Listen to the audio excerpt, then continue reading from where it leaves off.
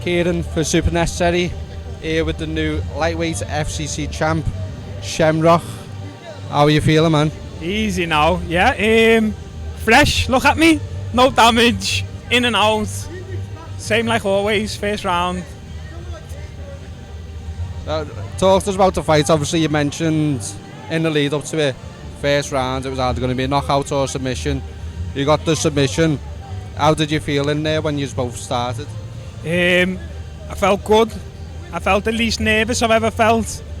I was just on today. Like, I honestly think if he would have defended that first takedown, I would have then exchanged on the feet and I would have been just as sharp. Like, I felt like he felt the nerves a little bit. I don't want to put him down or nothing because he's a good fighter from a good gym.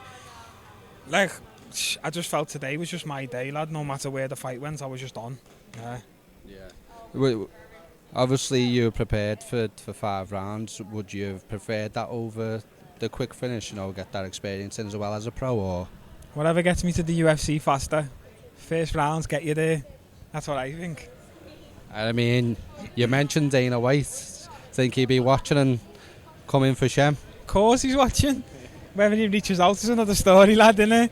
If he doesn't reach out, then it'll be a Cage Warrior something, won't it? Or whoever comes with the nice numbers. Let's see, but I hope it's the UFC. So, obviously we don't want to dwell on it, but obviously after the fight there was a bit of commotion. Are you able just to talk about what happened there? I don't really know what happened. I just I jumped on the cage towards Lefty's side of the fans because my fans were on the other side, and I was just shouting, "I'm number one." Obviously it was hyped, you know what I mean? I'm number one in Liverpool. And then when I've jumped down the cage and turned round, then I've seen Lefty's arguing with my side. I thought he was arguing with one of my family members in the crowd, so I just tried to pull him back and just told him, like, "Come on, lad, we're professionals, man. Let's forget all that, lad." It was just.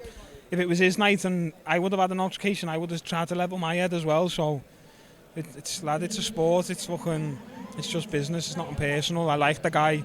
I like his coach. I got respect for his team. He's another Scouser, lad. I don't want to.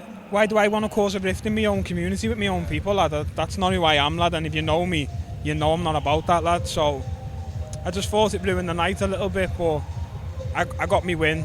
I'm getting paid. I'm going home fresh and I'm back in the gym on Monday, so I've got nothing to complain about. And at the end of the day, you can't control other people's actions. I mean, you spoke about it leading up. Don't get involved. It's just you and Lefty and fighting, but obviously you can't control other people's actions. I think he just got frustrated. Like, when I was on the cage, his fans were throwing beer at me and shouting shit. I could have got angry, but I think because he lost and I won, he was a bit frustrated. I think that's why he maybe threw his dummy out the pram a bit. I can understand it, lad, but it's just not a good look for the sport, I don't think, especially on this big platform, Fight Pass. I think we should conduct ourselves as professionals, because how many kids were in the crowd today who look up to me, who look up to Lefty? So I just think we should lead by example for that next generation, but you can't change what's happened, lad. It's not that big of a deal. No one got hurt. It was just a little bit of an argument between two people, lad. It is what it is. I agree there. I want to speak about the message that you sent after. You said we've basically got the sickest scene in the Northwest. You were talking about gyms partnering up. Is that what you see for the future of Northwest, if everyone can get on board with it? I know there's a lot of rivalries between a lot of gyms. I've never trained here before. I've been here 7-8 months. I ain't got no rivalries with no one from no gyms in this Northwest. I've got no hard feelings toward anyone from any gym, especially if you're a Scouser. When I look at, for example, I'll give you a perfect example now, Jiu-Jitsu. The breakout athletes now in Jiu-Jitsu all come from America. Why are they not coming from Brazil? Because of that old Creonche, can't cross-train. And then you go to America, all the best guys train with each other. Gordon Ryan's on the mats with Galvao. Gordon Ryan's on the mats with Roger Gracie. Like, the best guys are now all based in America, Brazilians and Americans. I feel like if we employ that mindset into our scene, we'll have the best scene on the planet.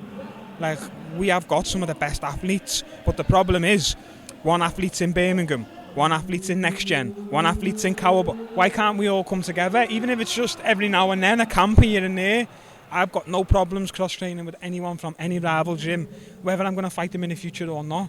I'm a martial artist first, and I want to improve my skill set as the best I can with the best coaches and the best training partners. I don't care about affiliations.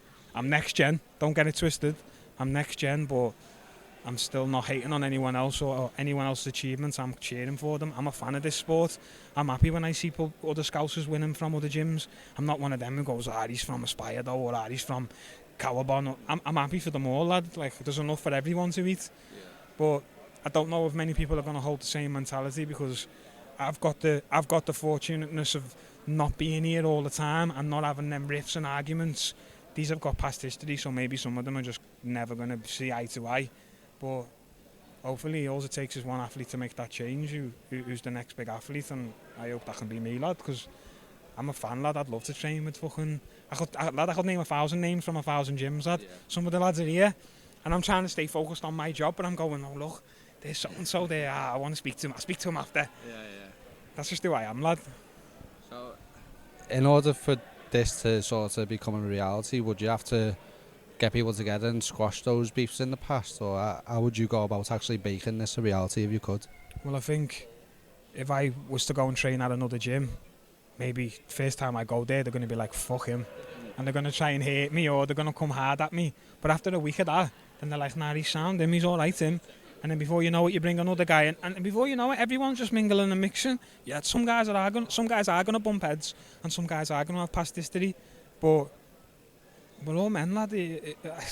Fucking hell, lad. We fight on the mats, and then afterwards we can shake hands, or we can not train with him because I want to fight him in the future. If that's how you want to be, that's how you want to be. But I even said to Lefty then, I'll happily train with him. Yeah. Even if he wants a rematch in the future and we fight again, I'll still train with him. I got no problem with that. I've fought guys in the past who have trained without the same gym. I fought Nathan Kelly. We trained in SPG. We trained in Dublin Combat Academy. Like, I've got no hard feelings towards anyone. Like, I'm just a big fan of the sport, and I just want to do whatever I can do to get to the highest level of martial arts. Last one for you then, mate. What's celebrations look like? Obviously, we've got Christmas, we've got New Year. How are you celebrating?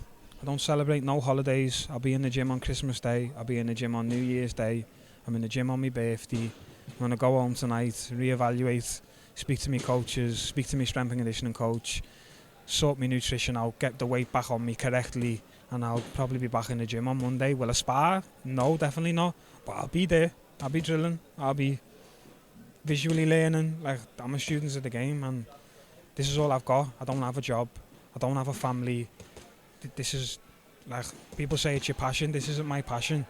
I'm obsessed. Like, this is an obsession for me.